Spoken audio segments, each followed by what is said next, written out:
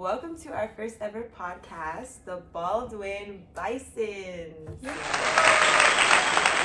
I'm Naya Nose. And I'm a little Chapman L. And okay. So this class, we talked about pornography and the history of it and its impacts in community and ourselves. Yes, it was very enlightening. When I walked to the classroom, I was a little concerned, but I actually learned a lot. Mm-hmm. There were cringeworthy moments. It was harsh, but it was fun. Yes. All throughout the class, we talked about a lot of aspects dealing with porn, even the history of porn itself. Many ancient civilizations celebrated sexualities, fertility, and there were artworks depicting that. The Greeks did it. Venus of Willendorf is a little statue. It's like 4.4 inches tall, and it was made for fertility rites. It was. Now, porn is very easy to access in this day and age, especially since it's so much in mainstream media. Like, we see it a lot in shows nowadays, right? Like, what are some examples that you could think of? Euphoria, there was Game of Thrones. It's just all over the media.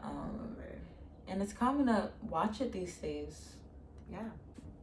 Now, with shows like Euphoria and Game of Thrones, they made a lot of headlines because they're very sexual. Euphoria in particular, because I remember reading an article and also watching the show. They had the locker room scene where they showed 100 penises just happening open, and it was just like, okay.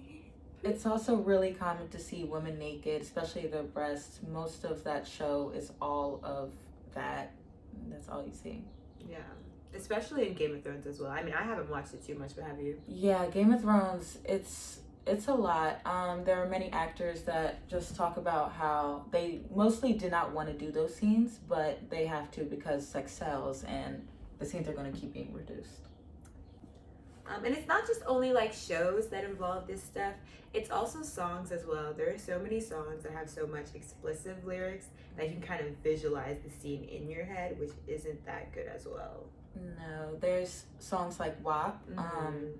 The words itself just really show that space in it, the whole song.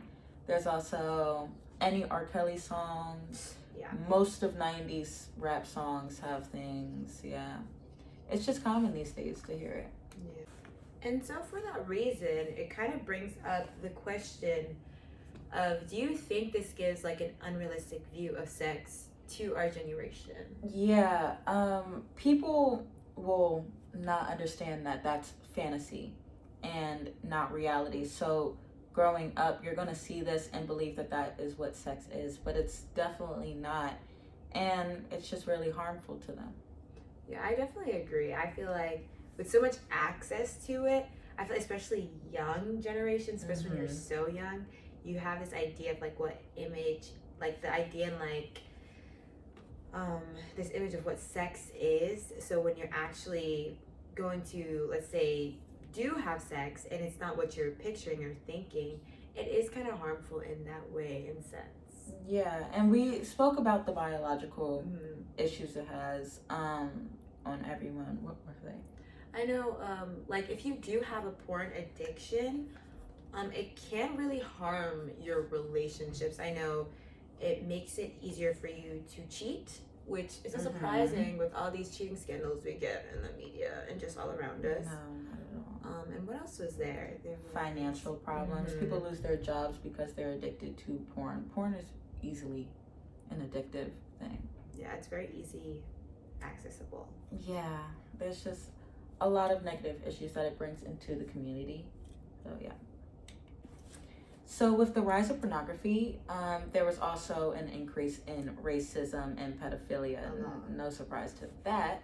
During the Jim Crow era, there was a case about this painting by a French painter of a white woman bathing in a lake.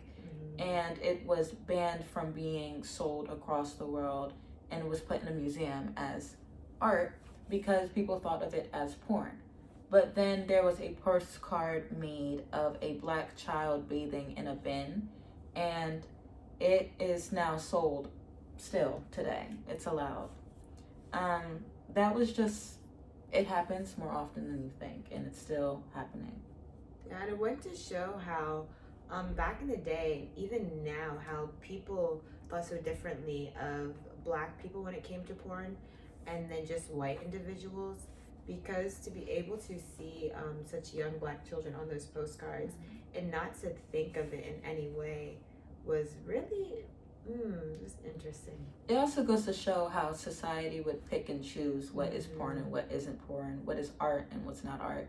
It really makes you think on what classical artwork is porn or considered porn, or if it's just art. Yeah.